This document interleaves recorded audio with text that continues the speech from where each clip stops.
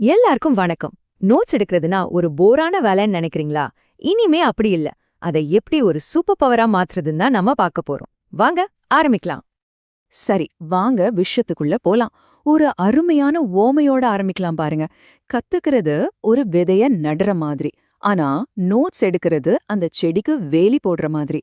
சும்மா யோசிச்சு பாருங்க. கத்துக்கிட்டா மட்டும் போதுமா? அதை எப்படி பாதுகாக்கிறது, எப்படி வளர்த்தெடுக்கிறதுங்கிறது முக்கியம் இல்லையா? அதுக்கு தான் இந்த நோட் டேக்கிங். நாம இப்ப கத்துக்க போற இந்த அறிவை ஒழுங்குபடுத்துற விஷயம் இருக்கே, இது ஒன்னும் புதுசில்ல. மனுஷன் எப்போதிலிருந்து யோசிக்க ஆரம்பிச்சானோ அப்போதிலிருந்தே இது நடந்துகிட்டு இருக்கு. இதுக்கு ஒரு பெரிய வரலாறே இருக்கு.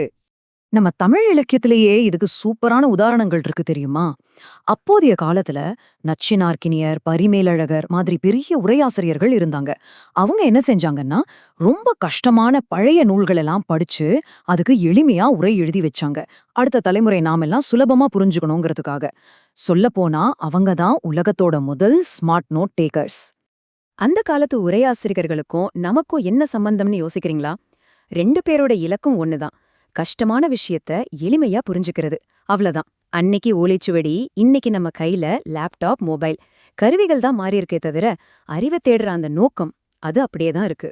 சரி, இந்த வரலாற்று பின்னணியிலிருந்து இப்ப நாம பயன்படுத்தக்கூடிய ஒரு பிராக்டிக்கலான விஷயத்துக்கு வருவோம்.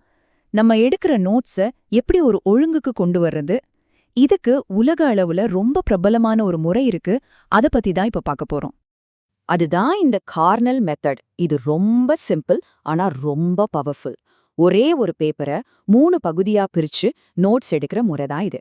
இத பயன்படுத்தி நீங்க எதை பத்தி நோட்ஸ் எடுத்தாலும் சரி, ரொம்ப தெளிவா ஒழுங்கா இருக்கும். இது ஒரு மாதிரி நம்ம சிந்தனைக்கு ஒரு ப்ளூ பிரிண்ட் மாதிரி.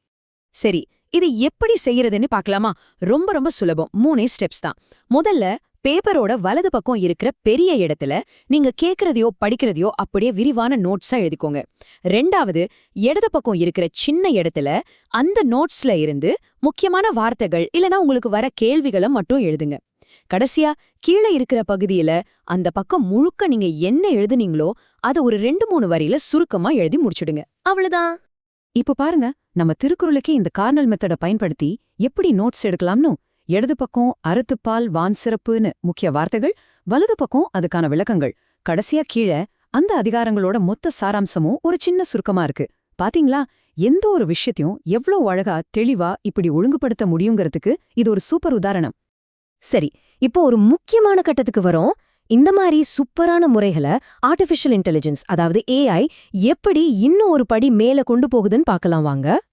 நம்மள பல பேரும் அவசரத்துல நோட்ஸ் எடுத்தா இப்படிதான் இருக்கும் இல்லையா?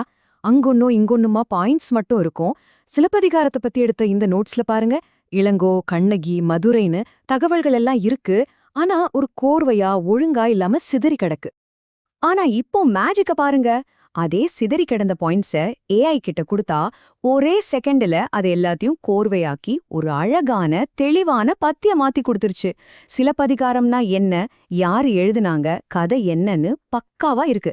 இதுதாங்க ஏஐயோட பவர். ஆனா வெயிட் பண்ணுங்க, ஏஐ வெறும் பத்திய மட்டும் எழுதாது, அதுக்கு மேலையும் செய்யும். அதோட உண்மையான சூப்பர் பவரே நம்ம கிட்ட இருக்கிற ஒரே தகவலை நமக்கு தேவையான பலவிதமான வடிவங்கள்ல மாத்தி கொடுக்கறது தான். உதாரணத்துக்கு, நம்ம நோட்ஸ்ல இருக்கிற தமிழ் இலக்கிய வரலாற்று தகவல்களை வச்சு ஒரு டைம்லைன் வேணும்னு கேட்டா போதும் பாருங்க.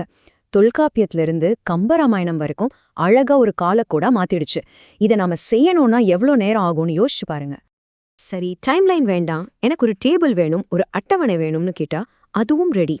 அதே தகவல்களை வச்சு நூல், ஆசிரியர், காலம்னு ஒரு அட்டகாசமான அட்டவணையை ஏஐ உருவாக்கிடுச்சு. இப்போ வெவ்வேறு நூல்களை ஒப்பிட்டு பார்க்கறது எவ்வளோ சுலபம் பாருங்க. ஓகே, இப்போ நாம கடைசி பகுதிக்கு வரோம். நோட்ஸ் எடுக்கிறோம், அதை அழகா ஒழுங்குபடுத்துறோம். ஆனா இதுக்கெல்லாம் கடைசி நோக்கம் என்ன? வெறும் தகவல்களை சேமிக்கிறது மட்டும்தானா? இல்ல. அந்த நோட்ஸ எப்படி நம்மளோட தனிப்பட்ட அறிவு களஞ்சியமா மாத்துறதுங்கிறது தான் அடுத்த கட்டம். அப்போ நாம இதுவரைக்கும் என்ன கத்துக்கிட்டோம்? 1. நோட்ஸ் எடுக்கிறதுங்கிறது அறிவை கட்டமைக்கிற ஒரு பழமையான கலை. 2. கார்னல் மாதிரி முறைகள் அதுக்கு ஒரு நல்ல கட்டமைப்பை கொடுக்குது. 3. ஏஐ நம்மளோட கலைஞ்சிருக்கிற நோட்ஸ நொடியில சரி பண்ணிடும். 4. அத கட்டுரை, டைம்லைன், டேபிள்னு எப்படி வேணாலும் மாத்திக்கலாம். கடைசியா ரொம்ப முக்கியமா, நம்ம நோக்கம் வெறும் நோட்ஸ் எடுக்கிறதில்ல, அறிவை நமக்கேத்த மாதிரி கட்டமைக்கிறது தான். அப்போ இதோட அடுத்த கட்டம் என்ன? யோசிச்சு பாருங்க, நோட்புக் எல்லாம் மாதிரி டூல்ஸ் யூஸ் பண்ணி உங்க மொத்த நோட்ஸையும் ஒரு பர்சனல் கூகுள் மாதிரி மாத்திக்கலாம். அப்புறம் உங்க நோட்ஸ் கிட்டயே நீங்க கேள்வி கேட்கலாம், அது உங்களுக்கு பதில் சொல்லும். உங்க சொந்த டாக்குமெண்ட்ஸ் கூட நீங்க உரையாடலாம். இதுதான் எதிர்காலம். கடைசியா இந்த திருக்குறளை பாருங்க. உள்ளியது எய்தல் எளிதுமன் மற்றும் தான் உள்ளியது உள்ள பெறின். நாம நினைச்சதை அடையிறது ரொம்ப சுலபம். ஆனா அதுக்கு நாம என்ன நினைக்கிறோங்கிறதுல ரொம்ப தெளிவா இருக்கணும். இந்த ஒழுங்கமைக்கப்பட்ட நோட்ஸ் அந்த தெளிவை கொடுக்க தான் உதவுது. உங்க நோட்புக்ல, உங்க கம்ப்யூட்டர்ல ஏகப்பட்ட தகவல்கள் இருக்கலாம். ஆனா அது வெறும் தகவல்களா இருந்தா போதாது. அத உங்களுக்கான அறிவா மாத்த நீங்க தயாரா?